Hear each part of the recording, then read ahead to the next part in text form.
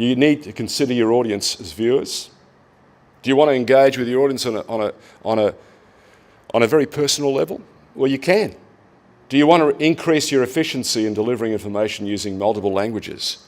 I think most businesses do. Most businesses, deep down, will tell you they want 100% audience. Hardest thing in the world. I know television stations do. I know radio stations do. What do the ratings say? Well, today if you get a rating of 8 or 9 or 10 on radio, you're thrilled to bits. You're probably a market leader. In television, 14, 15, 18, 20. It's exhilarating. The wide world of sports rated an 80 in 1988.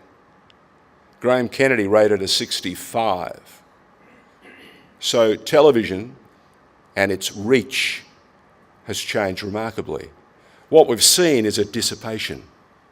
The reach is not there, but the spread is. So the actual reach, the water cooler story of the next morning was always what Graham did on air the night before. Today, you know, you can have the project, you can have any story on Australian television, Q&A, and people say to you, I didn't see it, or I did see it. Or they have this new capacity now to see it when they want to. It's called time shifting. And this is how video and recorders killed television as we knew it. How do you go to an advertiser and say to an advertiser, I want $100,000 for this new campaign?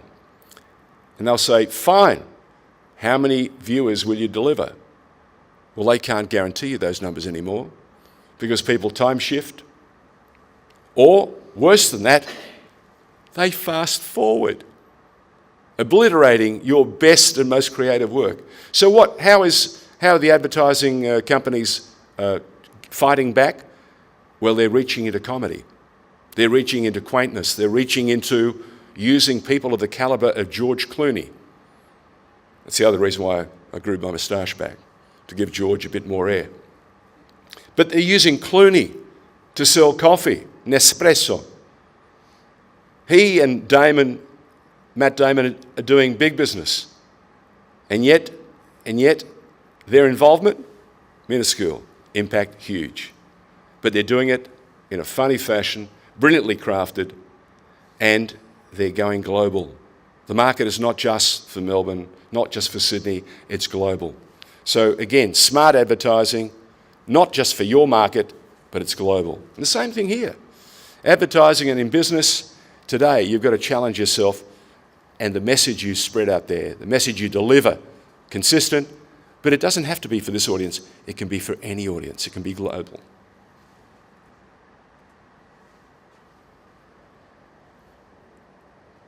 There's the other question we pose. No. Is it for you? No. That's if your target audience doesn't use mobile devices and you don't use computers, which is basically anathema. Everybody is now involved. Who hasn't got a smartphone here this morning?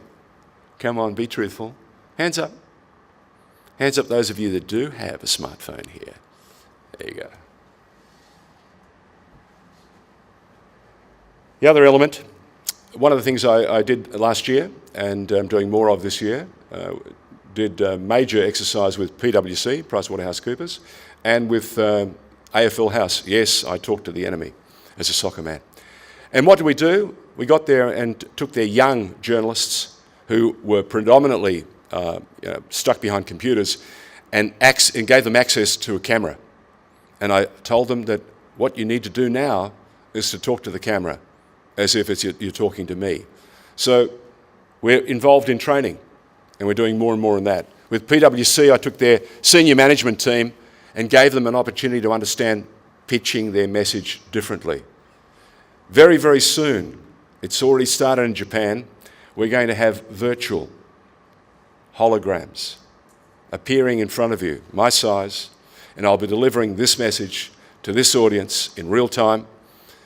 Simultaneously, I'll be doing the similar sort of thing in in Sydney, in Canberra, and in Brisbane. You'll say, how do you do that? Hologram. I'll have an earpiece, and each market will ask a question in real time, and I'll be able to answer it in real time. phenomenal things coming around the corner. They are coming. When did I first see a hologram at work? 1979. I was in America for the world premiere of Superman. The only problem was they only had enough computing power to make the hologram that big. So Superman flew off the screen over our heads and disappeared into the cinema. He was that big. Today they can make him 6.5 foot tall and zoom past us, no problem at all. So that's the next stage.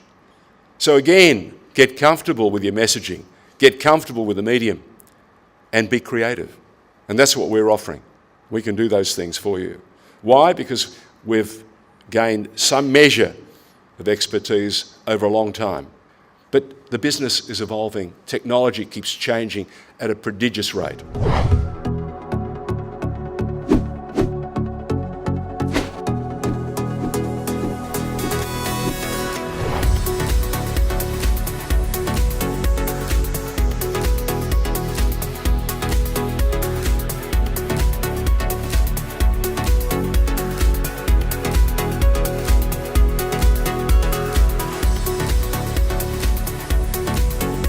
New generation, it's Generation Y, they want everything now.